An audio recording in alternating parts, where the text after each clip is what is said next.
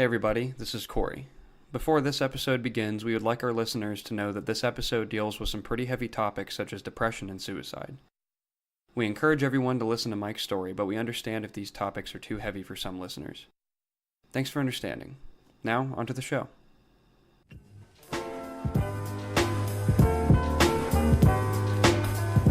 Welcome back, everybody, to the second iteration of the Outage Couch podcast. I'm your host, Mark Marin. I'm joined by Louis C.K. and the Michelin Man of Fuck I'm on the Wrong Show. No. This is Gab Street. This is the Gab Street Welcome to Gab Street. I am Gage. This is Cory.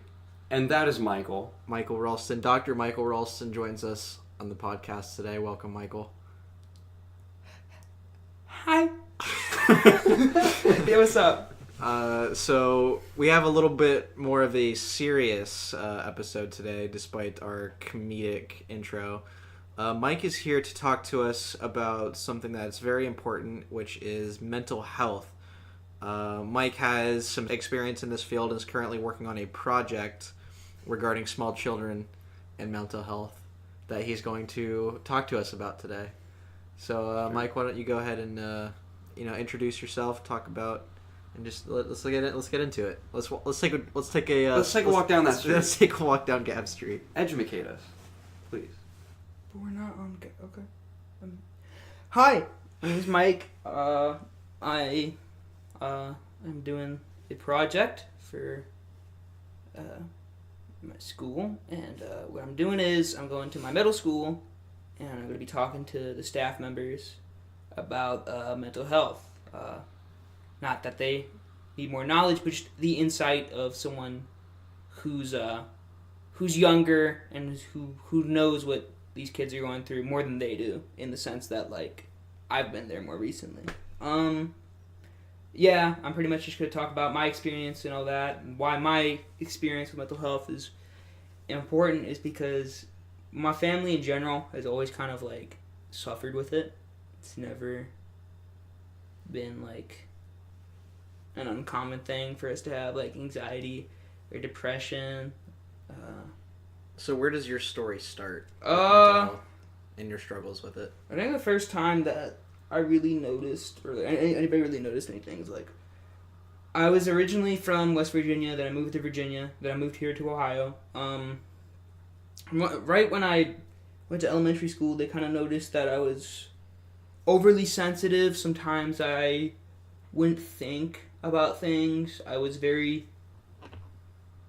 overly offended, would get super aggressive, sometimes physically, just by, like, minute things or whatever. And they kind of diagnosed me with ADHD, I think in, like, 2nd, 3rd grade, which didn't really help because what I actually had was anxiety, so the medication actually only made it worse, and kind of just went with that. I was never really, like, bullied or anything. I was pretty, I don't know, I just think I was pretty popular. Like, the funny guy. Was pretty. Do you feel like comedy kind of helped you cope with a lot of things that were going on? Like, yeah, because, like, you know, when everybody else is laughing, you're laughing. Like, I didn't even really find the stuff that I was doing funny. I was just the kid that would, like, do stupid things. You know what I mean? And everybody would laugh. Like the class clown, essentially. But, like, over the top. Gotcha. Like, sometimes people would be like, whoa, dude, like, take it down a notch. And even to this day, sometimes, like, I just, you know, take jokes too far. I got you. Car.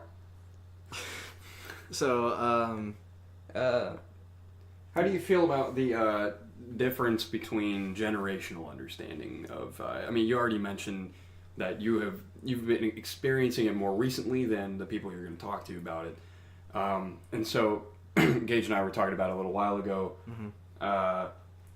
We think that older generations generally have the attitude of, oh, well, it's all in your head. This isn't really an issue. And also, you said that your parents have a little bit of a history as well, so they probably also kind of are more on the side of, like, more on a understanding side, but I'm sure you have seen both sides of people not quite understanding and understanding the extent of mental health and I feel like the general ignorance, because I go to 2 schools. I go to Upper Arlington and Fort Hays, which is one's a Columbus City School / Columbus State, and one's just in Upper Arlington. And I've lived in more places. I have family, a lot of different places I've stayed with, and I don't really think it's a generational thing. I think it's more just where you live and how the people around you act. I think we're very fortunate in at least the Upper Arlington school system to have pretty good people. You know, ever since like we were like I would say like kids, they were always like talking about us with this like mental health and all that. And I feel like it's not really generational, but it's pretty much where you live and how you're brought up. It really depends on there. Yeah.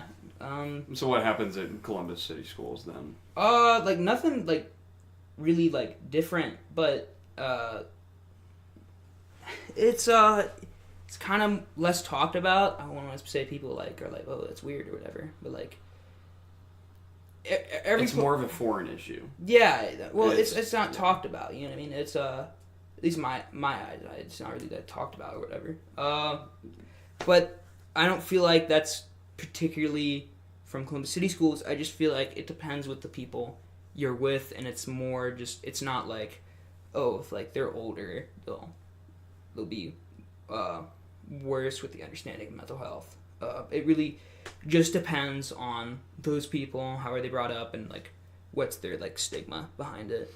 Okay. And how was it with your parents specifically? Because you mentioned how some of the people in your family have some history. So when you were going through your struggles, were they a little more understanding, or like because they could relate to an extent? Like how is that kind of how is your whole situation dealt with? My mom doesn't really have anything.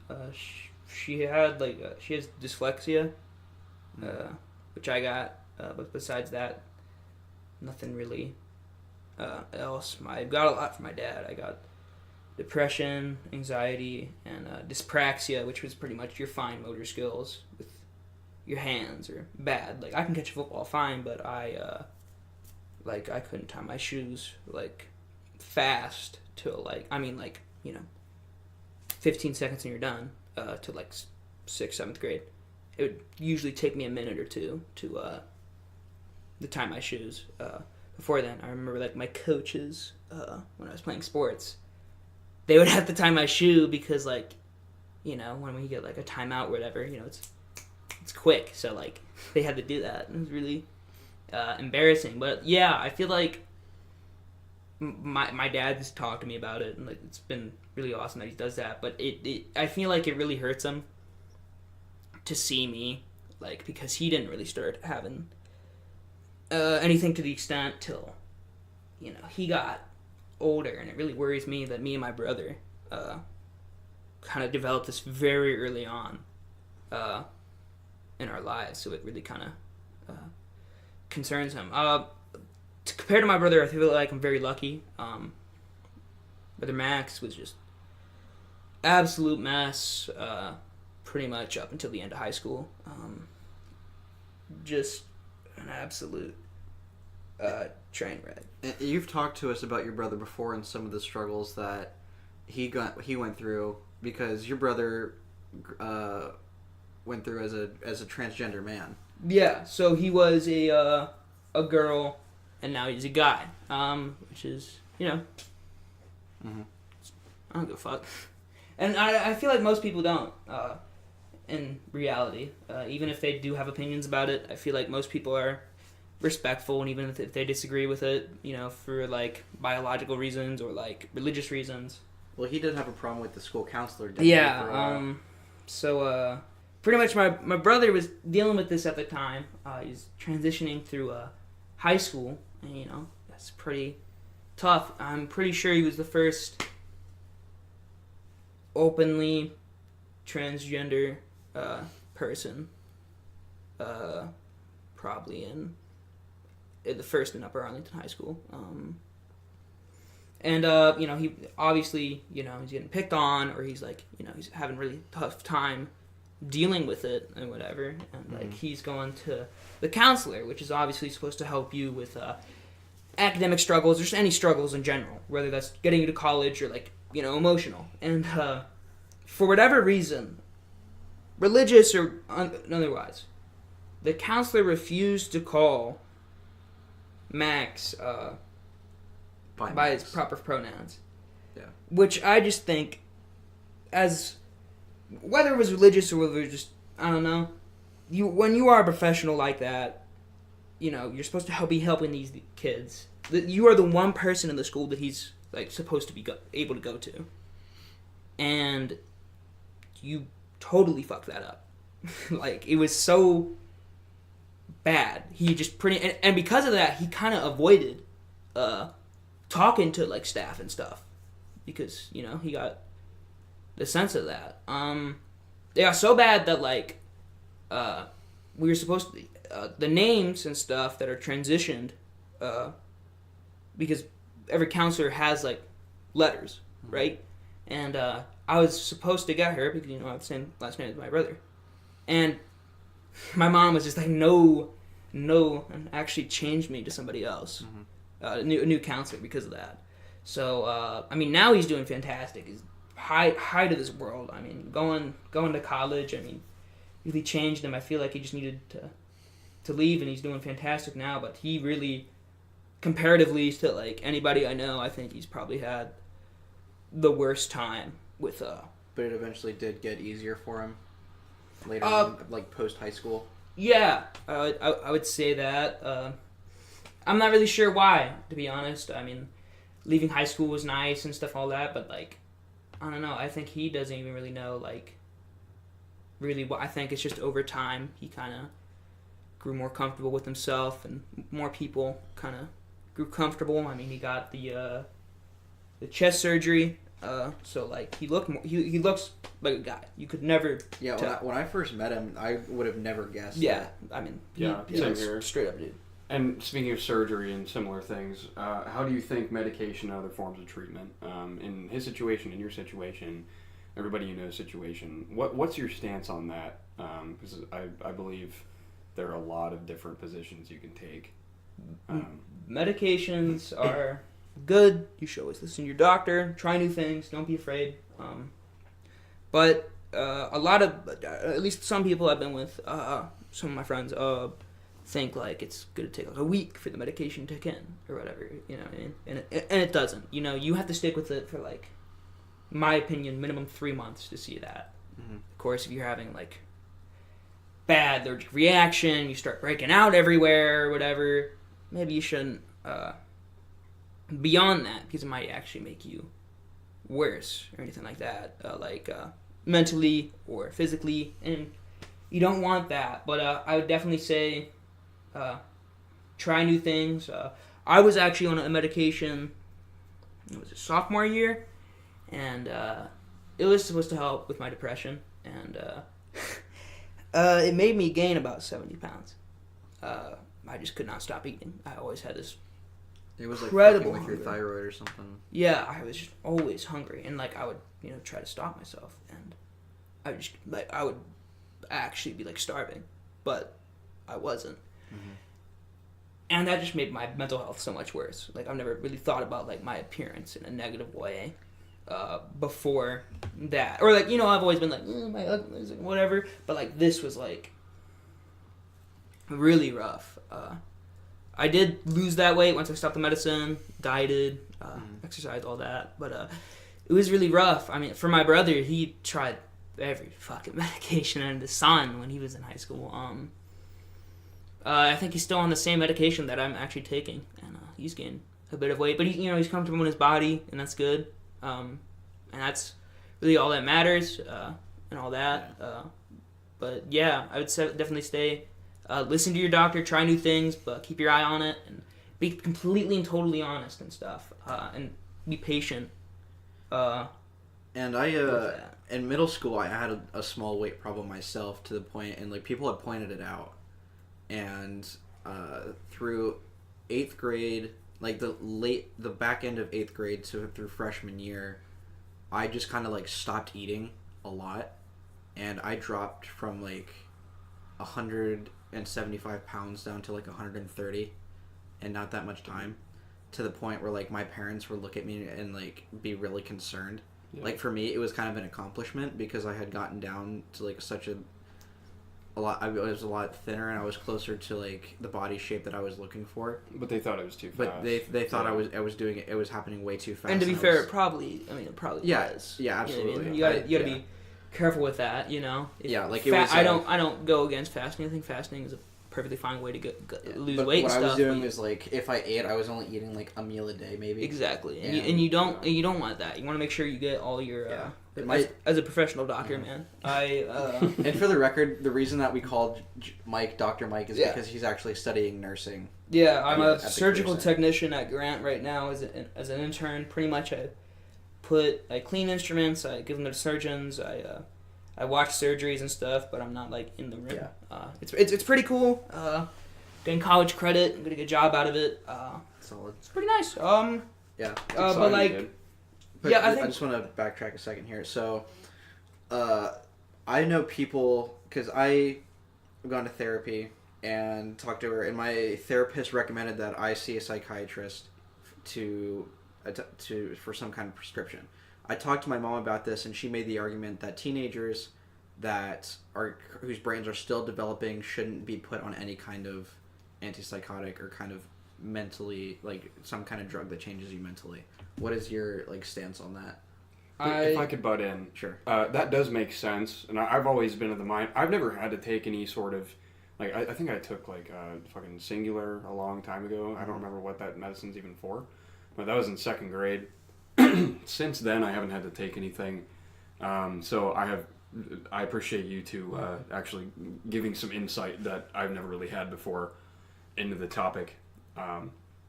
But over my years of living and existence, I've always seen mental health medication as sort of a last resort kind of thing. Like you said, the thing with mental health medication and like your brother with transitioning and stuff, before 18 and before 21, that makes me very wary. Personally, that just sounds like a decision that has been made before all of the data has been collected, if that makes any sense. Right. And so I'm not gonna stop people from doing it, obviously, but that always has given me an impression of recklessness a little bit. Not judging the people that do it, but I think I'd be more informed. I think it kind of varies because I think because if you're only seeing things, like if a teenager in particularly is going through a time, like you didn't really notice anything when they were a kid, then I think that it's important to be wary about medication. But if it started a long... but if it started a long time ago, then I think it should be taken into more consideration. Okay. Especially because studies have shown that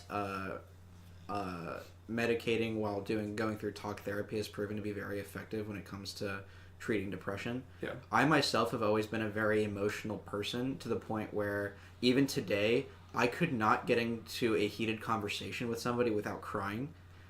Even when I was a kid, if you ever like the song Happy Birthday would set me off and I would just start break out crying. Okay. And even in elementary school when I would just sit by myself because I was generally a very introverted person in elementary school, I would sit by myself. Kids would come up to me, ask if I'm okay, and I would just start crying. Like they weren't like it was. I was just always just a very emotional person. In middle school, I definitely had the people asking me if I'm okay thing, but I not to that extent. I've always had pretty baseline emotions. It's never been super expressive in any way. Going back to the medication. Yeah. I'm going to have to say that everything you think about medication, I'm going to say is probably wrong. Medication will not affect your brain unless you are, like, on antipsychotics, which I'm going to say you probably know, like, one person. You don't even know that they take antipsychotics. I mean, that shit's, like, that. My brother took that, and, like, that's because you gotta be seriously fucked up to to be on that, like in the head. With other medications, there is very, very low, extremely low risk of anything happening to your brain, it getting fucked up or anything like that, unless you are abusing it or anything like that. Yeah. I mean, we're not talking about like opioids or anything like you're insane. I mean, all medication should be wary, and I totally think it's good that like we young people are like taking that in consideration. But the medication that I would say most people are taking with mental health are probably very mild and very, you know, I'm going to say most things, unless it's probably an antipsychotic, is not probably going to affect how your brain works. And my opinion, yeah, that's pretty much it. It's good to know. In middle school, that's when shit kind of started getting hard, and that's why I want to go to Jones, is because the middle school was because that's when I started dealing with depression. I've always been like an anxious kid, and I've always, you know, gotten upset and all that.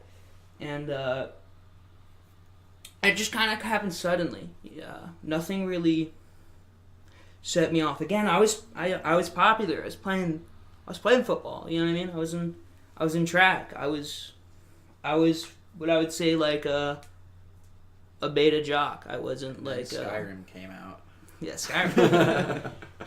No, but like I you know, I was playing sports and all that, and I still enjoy sports and all that. I wasn't like, you wouldn't have thought so that I was doing. It just kind of came on suddenly, and it kind of creeped in at first. You know what I mean? You don't really notice.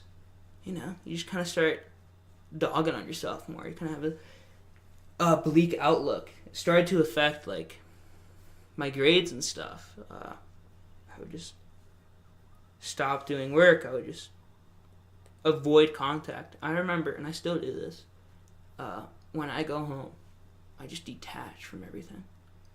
I will sometimes deliberately ignore texts and calls. Not because I want to avoid that person, but in general, I just don't want to talk to anybody. I'm just... And that's weird, because when I'm in a social situation, I love talking. I love like, jokes, and I love, like, being there. It's not like I'm a very anti-social person when I'm in a group. You know what I mean? But I'll never, like... It's very rare when I invite people, you know what I mean, to do things. And I'm kind of concerned that people see that as, like, me, like, not wanting to hang out with them. In a way, it's not them. It's me. For lack of a better term, yeah. Yeah, it's just not that you, it's me. I don't want to do anything with anybody. Sorry. And I kind of started detaching more. You know, usually I would hang out with friends, play basketball, and I started to detach from that. It was very slow though, so no one really noticed it that much. And soon, about 8th grade, I was really bad. And I did not tell anybody about it because I didn't want to worry anybody about it. I thought it would just blow over. And it got worse, and I started hating myself. And I started, things that made me happy just wouldn't do it anymore. I was losing touch with people, and I kind of realized that when I was with people, I wasn't myself. I was like this, again, I was the jokester. I was like, oh, yeah, whatever. But immediately when I'm alone, I would, not to my parents, nobody, I would just isolate myself. You know, I pretty much, it was either mostly me sleeping all the time, or occasionally playing video games, but I was avoiding it entirely. And, you know, I got to the point of kind of fantasizing about just it stopping, you know what I mean? Because, you know, it's logical. And, you know, that obviously led to, like, stuff like... And I also saw myself as a problem for a lot of people. just like nonsensibly, you know what I mean? Anything would go wrong, I'd be like, fuck, that's my fault, even if it wasn't. Any single time I would offend somebody, it would like stay with me, and I'd think about it for a while. And that still kind of happens, you know. I'm very, very hard on myself, and I don't like to forgive myself, and I like to remind myself, which is a good quality because I feel like that makes you a better person around people and stuff. But in this situation, it wasn't. It got to the point where one day, you know, I just, you know, I kind of felt like if I was gone, everything would be easier, you know what I mean? For my family, for my friends, you know what I mean? If I could just disappear, you know what I mean? You know, obviously I can't just like fucking poof out of thin air, so the closest thing is suicide. So I start, you know, thinking about that, you know what I mean? Just kind of like doing that. I'll start having dreams about killing myself and stuff. And I had this recurring dream of being burned alive. For a lot of people, that's probably one of the biggest fears, you know what I mean? Doing that. But in a way, kind of made me happy. For no logical sense, I would just like burn to death and somehow like, I'd be ash, which I'm gonna tell you, that's really hard to do. It's gonna be really, really, really, really, really hot to do that. But like, you know, I just thinking of pouring gasoline on myself and lighting myself on fire, and I always, you know, it was good, but it always kind of freaked me out when like I woke up and was like, oh, I don't want to do that, and I always got like scared of that. So one day, I started making a serious plan. I was detaching from everybody. I was not myself. I wouldn't go to lunch. I was behind in my classes. Pretty much, I have an IEP, which means pretty much I get extra help in learning because of my dyslexia and dyspraxia, and also anxiety and depression, depending on how bad it is. They'll help you with that, at least in Upper Arlington. Really, so I was kind of avoiding, and because of that, I was avoiding, and I was pretty much separated from all the kids and stuff. So the fake me and stuff wasn't even there. It was just me and my thoughts. And I was like doing the work that I was, you know, I was like a month behind in school. It was really bad. And my parents, you know, just thought, oh man, he's just, you know, it's because, you know, he's just slower than the other kids, you know, he'll catch up. And one day I came up with the plan to jump off, say like 30-foot stairwell, right in between the cafeteria and I would say the nurse's office. But I never really like, you know what I mean? I never really had it. Just one day, nothing really happened. You know what I mean? It was the same thing. You know, I'm isolated and all that, and something snapped at me. And I remember, I think it was for American history. We were supposed to write this paper, and I don't remember what it was for. But everyone's around me. American history is the one class that I was, you know, still in, because I'm really interested in history. It's really a cool subject for me, because you know it's really easy to remember and stuff. Because I find history interesting, and so as a one class I was in there, and everybody's working on the paper, while I'm like sitting right next to people because my handwriting's so atrocious. It's so bad. It looks like a fourth grader's handwriting, and some people be like, "Oh, I got bad handwriting." My handwriting is illegible to, I'm going to say, 60% of people. Just how it is. So, I thought that'd be kind of bad if people couldn't know what my suicide note read. I was writing my suicide note right next to two people in this class in the LC computer lab, right next to people. And I wasn't even crying. I wasn't even emotional. I'm just tip-tapping away. Everybody's thinking I'm doing my paper. I'm not. And I remember I go to my study hall, and I had like an enclosed study hall for the IEP kids. It's like maybe 6 kids in the IEP classroom. And I asked, hey, can I go to the bathroom? They're like, sure. I tucked the suicide note under my, very thick like binder that kept all like your binders in there. So I placed it on my suicide note. And I went to the stairwell, which was almost always isolated. It was never used. It's actually supposed to, like, people weren't supposed to use it that much. And I kind of went over the railing, and I just kind of, like, stood there for a bit. And one part of me is just like, okay, go. But at the same time, that's when I started getting emotional, because I started thinking about, like, what my parents would do, you know what I mean? Where everybody would be. And in my mind, I'm like, they'll be better without me. But it's still emotional, because it's not that I don't, like, love them, you know what I mean? Or I don't like them, or I don't do that. It's like I want to spend time with them. They're good people. And it made me even more angry. It's like, you're such a fucking pussy. Like, you're so sad about this and shit. And, like, just fucking off yourself. You're a fucking disgrace. Like, you're the fucking worst.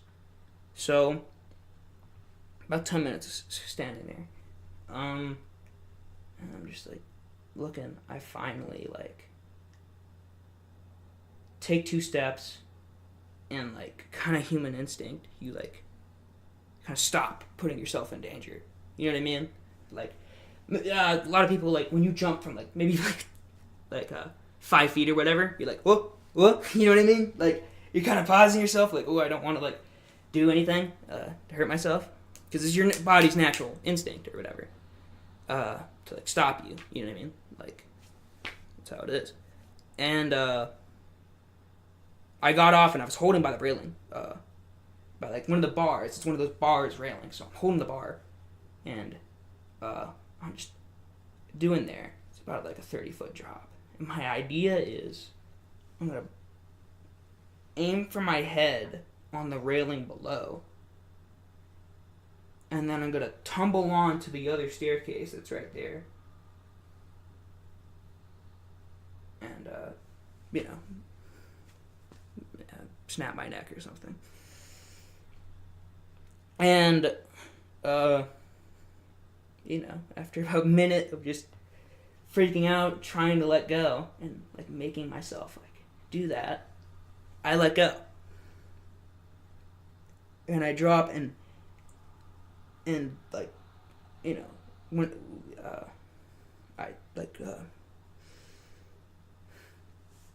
I think I hit the 3rd stair.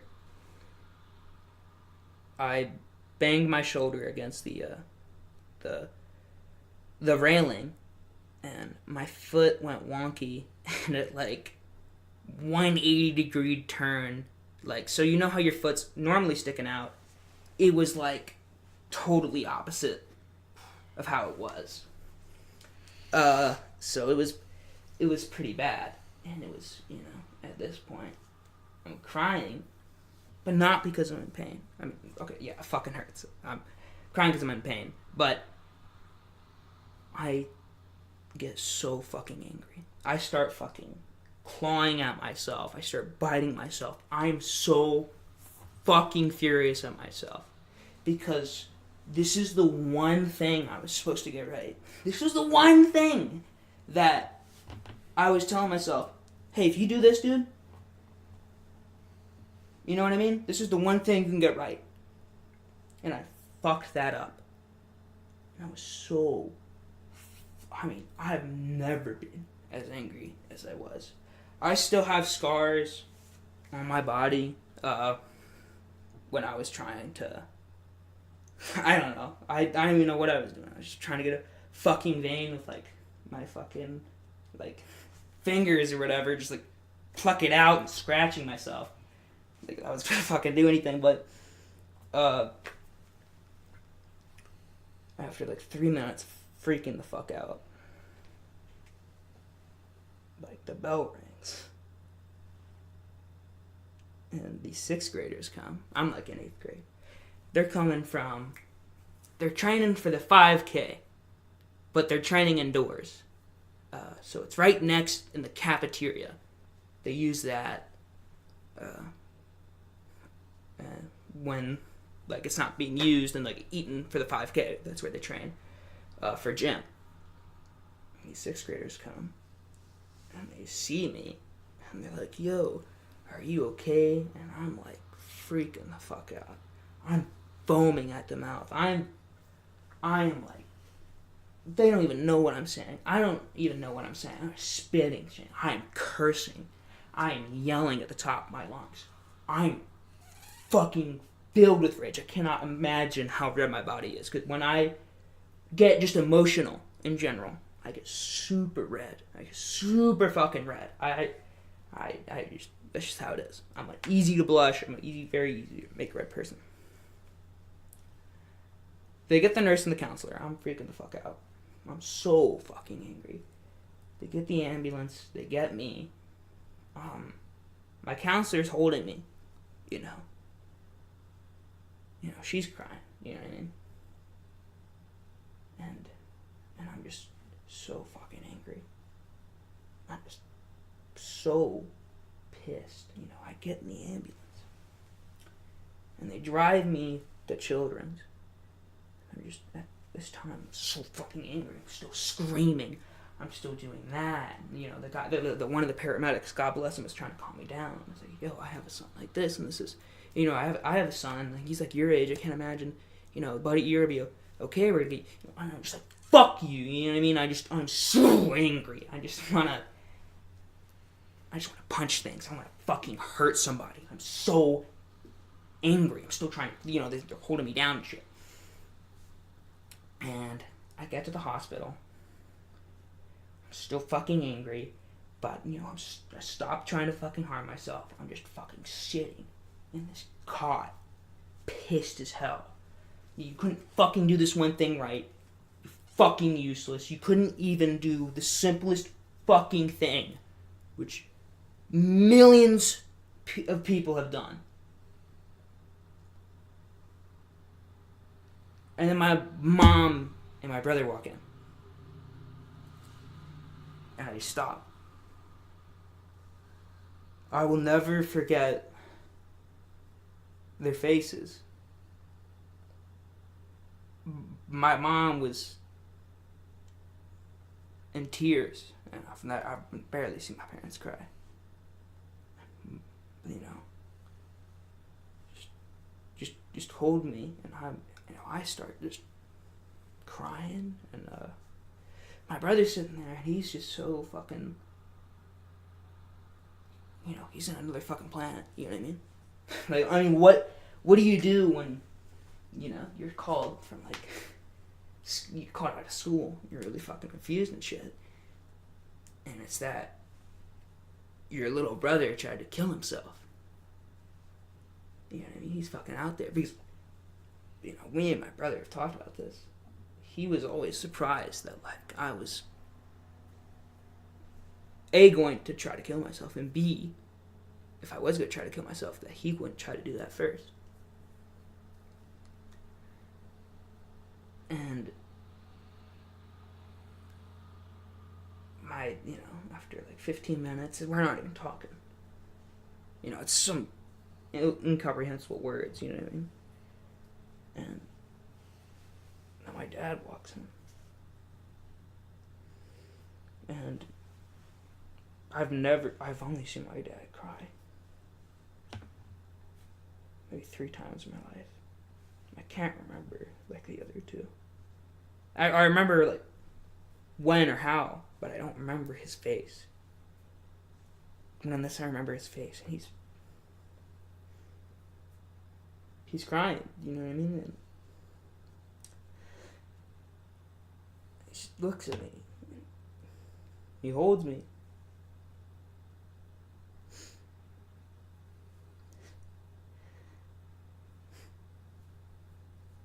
And he's just saying sorry.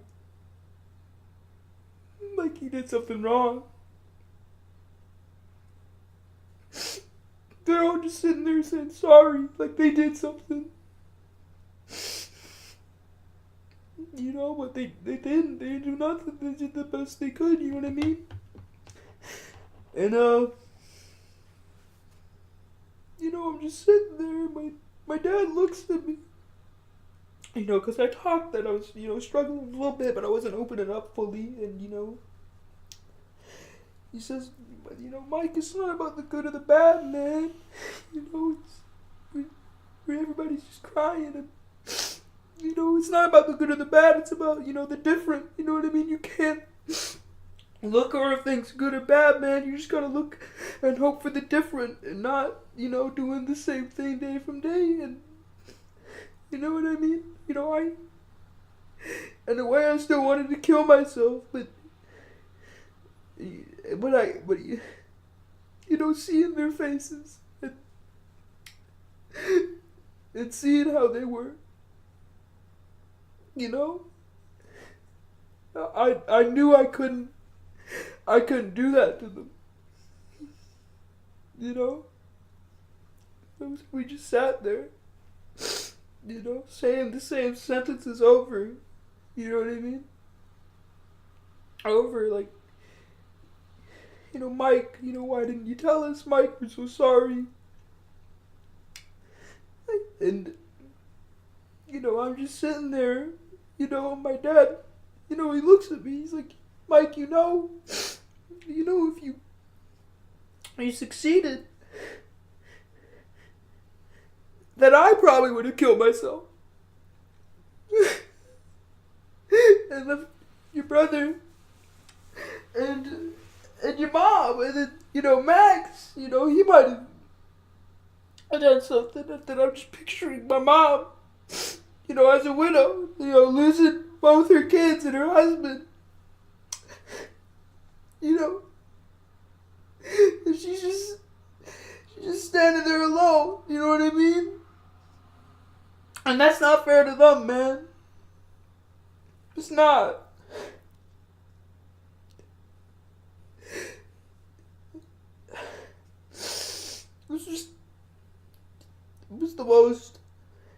It's the most vivid memory I will ever have.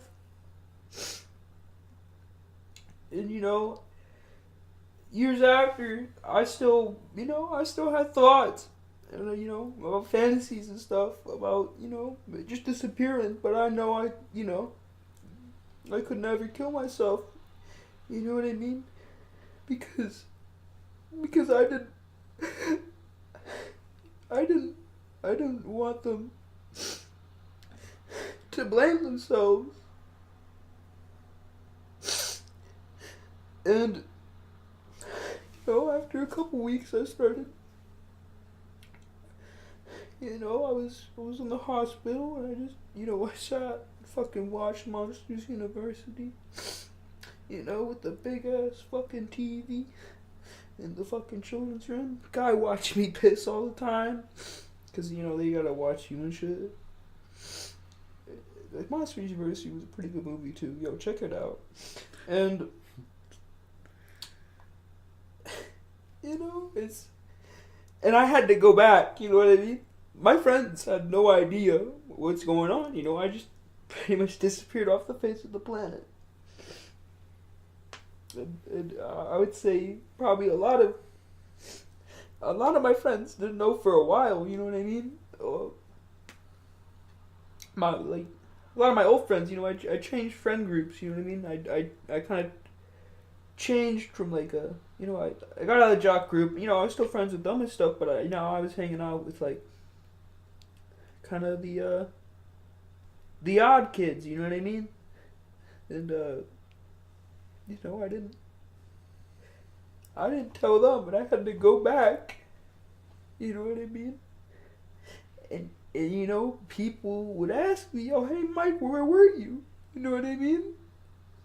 And I could hear "Yo, what was up? Were you sick?" But I would just go, "Yeah, yeah, I was sick." And they asked me, "Hey, Mike, you want to hang out after this?" You know what I mean? Because we haven't seen you in a while.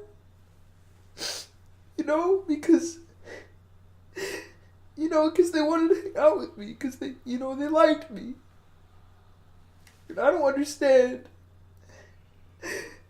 how somebody with such, a pretty fucking good life, I got a house, I got a family that loves me, I got a good education, and still I was sitting there wanting to die, and I didn't understand why. In the end, I just didn't care. I just accepted it. And, I never went into details about it with anybody in this detail, you know what I mean? Because I knew if I did that, in a way I would, I still wanted to be fake in a way. I was going to be honest with people, but I didn't, a lot of my friends didn't find out for a while. They don't know a lot of the specifics or whatever. And,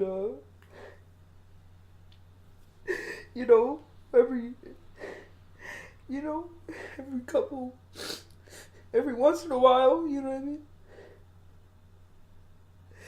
I just start crying.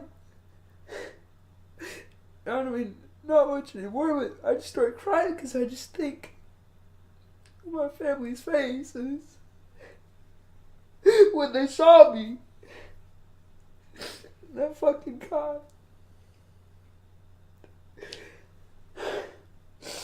And after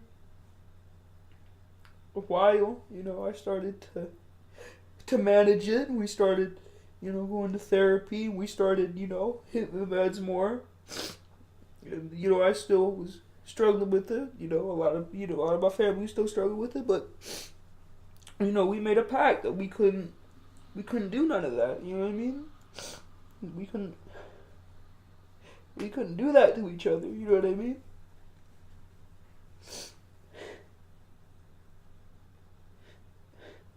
And that's why I want to go back to Jones, because it's where I have my lowest lows, but it's also where, I recovered, you know what I mean? That's the same time where I learned to manage with it, because I don't feel like I'll ever get over it, you know what I mean? And that's okay. I've accepted that. I'm fine with managing with it. And I just never want that to happen to some kid, you know what I mean? Having the same ideas and stuff and all that it's terrible, because they're so young, man. I mean, they don't even know the world. They haven't done anything. That's what confuses me. I haven't done anything, and I'm still so angry at myself sometimes. I'm still so sad about life, and you know what I mean? I haven't even lived it.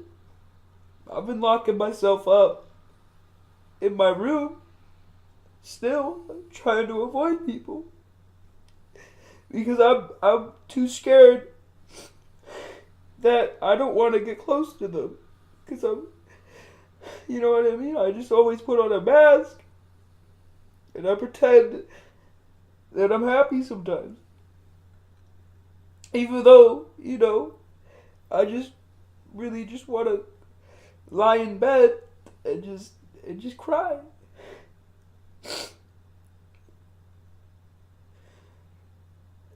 And that's why I thought I should, somehow I was thinking hopefully I would talk to the kids, for my project for the school, but talking to the staff instead, which is still pretty good.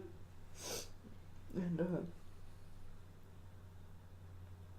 I'm doing a lot better now. I'm still struggling, and it's not easy, but I'm more open to it with a family, and we get better and together. You know what I mean? Because that's all you need, man. That's all you need is family. And if you don't have that, that's fine. Just go find somebody that you consider family. Find someone to make you live. Because, you know what I mean? You don't have to make yourself live. You shouldn't have to do that. You should make... Other people should make you want to live. You shouldn't... You know what I mean? The driving force should be you want to stay with people. You know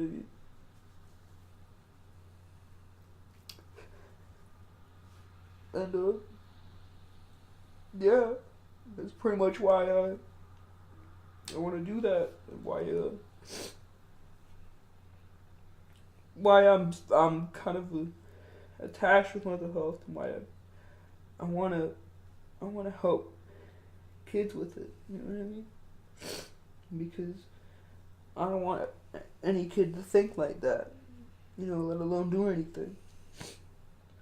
So because you feel like you didn't receive the kind of information that would have helped you before, you want to give that to kids earlier then? It's not even, it's not even that, you know what I mean?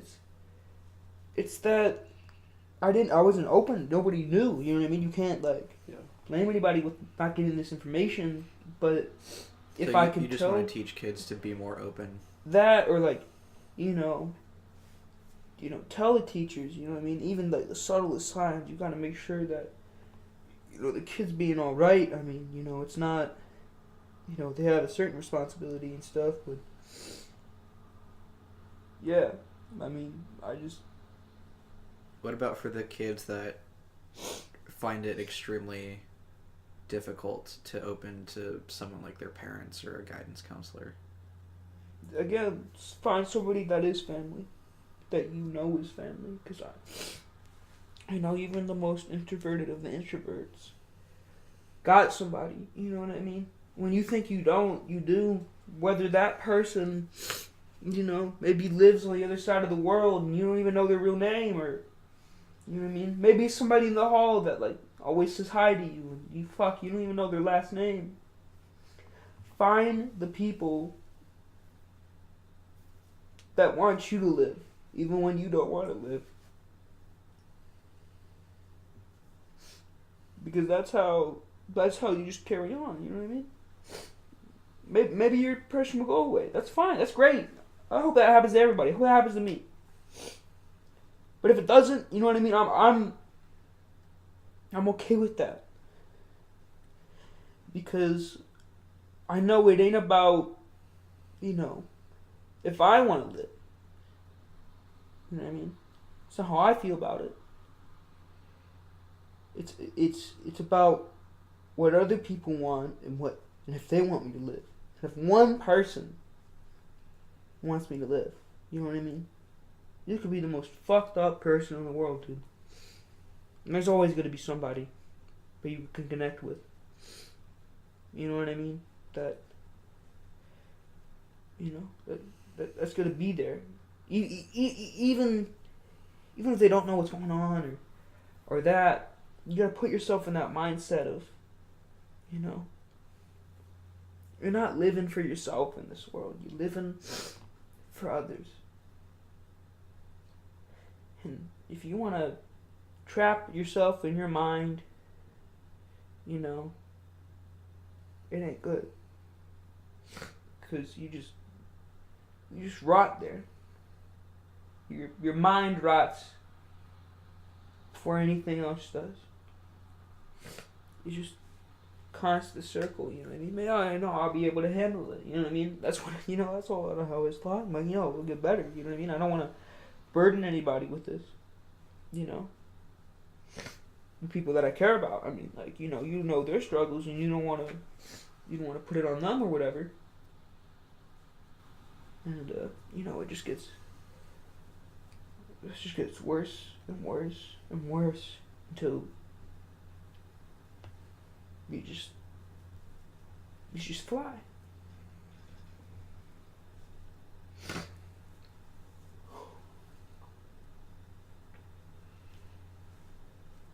Well, I think that's a good note to end on. Mike, I really appreciate you coming on and telling your story. I know it wasn't easy for you, man, but I think a lot of people are going to benefit from hearing your story. Yeah. Man, I hope so. Because that shouldn't... I agree. Anybody else. I think it's very important. All right. I guess we'll go ahead and end it there. I guess we'll talk to you guys in a couple weeks. Thank you again, Mike, for coming on. And yeah, thank you for having me. It's been... Of course, man. It's been a really good talk. Thanks, everybody, for listening.